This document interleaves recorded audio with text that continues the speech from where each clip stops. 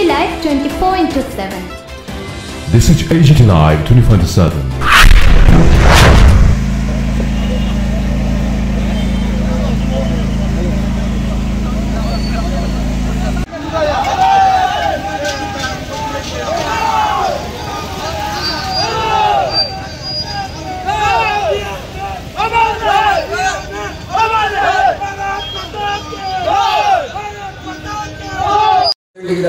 বাকি কেন জায়গায় কেন হল না, কেন ধর্মনগর ইস্যু হচ্ছে বা কার ইশারাতে হচ্ছে, কেন করছে, সেই তুল্লাবাজি কেন চালাচ্ছেন আপনারা? কেন শ্রমিকদেরকে এভাবে শোষণ করছেন? যে শোষণ করছে দুর্ভাবে বলে আমি নেতা, ও নিজের নাম ঘোষণা করে দেয় আমি প্রেসিডেন্ট, আমি জেনারেল সেক্রেটারি। তোমার কাছে কাগজ আছে ভাই? সংগঠনের ব্যাপার দেখাতে পারবে তুমি ভাই? কে তুমি? কোথায় থেকে এসছো? কেন বারবার এসে আমাদের শ্রমিকের প্রত্যাশা করে চালাচ্ছ? এই জায়গাতে ধর্মনগরে আমি যার নাম বলছি তার নাম হলো বিপ্লব দাস, 1 নম্বর তুল্লাবাজ গুন্ডা, যে ভারতীয় মজদুর সংঘের এই জেলার আগে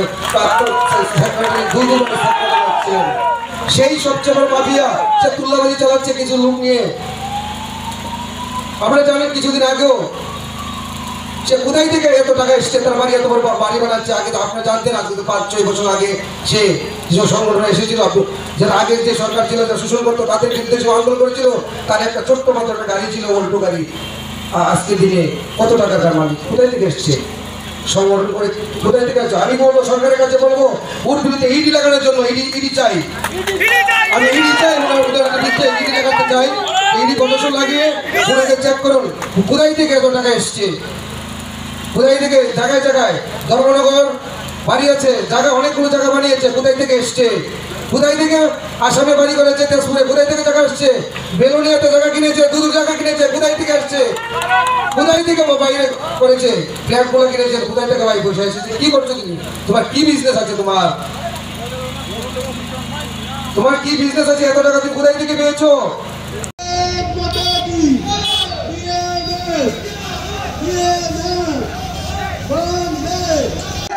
নাম ধরে শ্রমিক শোষণ মানছি না, বিএমএসের নাম ধরে ধর্মনগরের চুকের বাট বন্ধ করা চলবে না।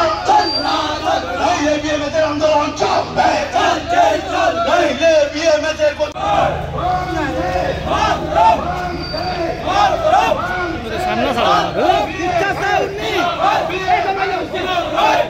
শ্রমিক উন্নয়নমুখী চিন্তাধারা ত্রিপুরার দিকে চলে দেন, বিএমএসের শ্রমিক উন্নয়নমুখী চিন্তাধারা ত্রিপুরার দিকে চলে দেন।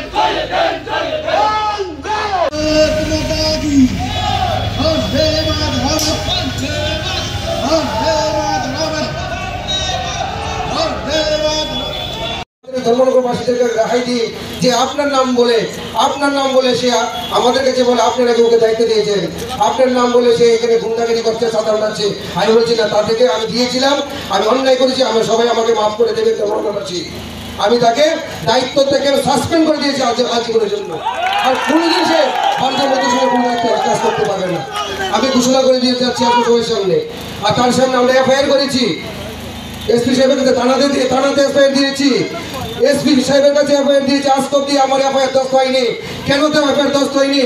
আমি দেখেন বিএনএস 175 কানুন, নতুন কানুনে আছে, যদি আপনি এফআইআর না নিন আপনার বিরুদ্ধে আমি এফআইআর করে দেবো গিয়ে কোর্টে গিয়ে। আপনি কার জবাবে আপনি এরকম করছেন? এফআইআর নিচ্ছেন না আপনারা? প্রশাসন কে প্রেশার দিচ্ছে আমাকে বলুন। দেখেন আন্দোলন আমাদেরকে থামিয়ে রাখতে পারবেন না। আজকেও কি হয়েছে? আজকে যখন এখানে আমরা বাক স্বাধীনতা আছে, ভারতবর্ষের সংবিধানে আছে, আমরা আন্দোলন করতে পারবো। কেন আজকে আমার আন্দোলনকে রুকাবট করা হয়েছে? কেন বাধা দেওয়া হচ্ছে? কেন আজকে আমার মাইক মেশিন যে বক্স সাউন্ড সিস্টেম যেই দোকান থেকে আনতে গিয়েছিল, দোকানের মালিককে ফেট দিয়ে আটকে রেখে দিয়েছে, দেয়নি। তারপরে কেন আমাদের শ্রমিকদেরকে সেই সেট আনতে হয়েছে? কেন তো দাদাগিরি চলছে? কেন ধর্মনগরে কেন প্রশাসনগুলো দেখছেন না? কেন এতটি দোকান এখনো কি বন্ধ আছে? কেন তারা সাহস পাচ্ছে না দোকানগুলো খোলার? প্রশাসনকে বলে আমরা বলে দিয়েছি দোকানগুলোর মালিককে খুলতে। দোকানের মালিক আমাকে ফোন করে বলে যাতে কোন ভরসায় আমি খুলবো। আমি আজকে খুলবো, কালকে রাস্তায় বন্ধ করে আমাকে মেরে ফেলবে, আমাকে মারবে। ধর্মনগরে আজকে প্রশাসনের এই হাল কেন হয়েছে? আমি জবাব চাই প্রশাসনের কাছে, ডিএম সাহেবের কাছে। যে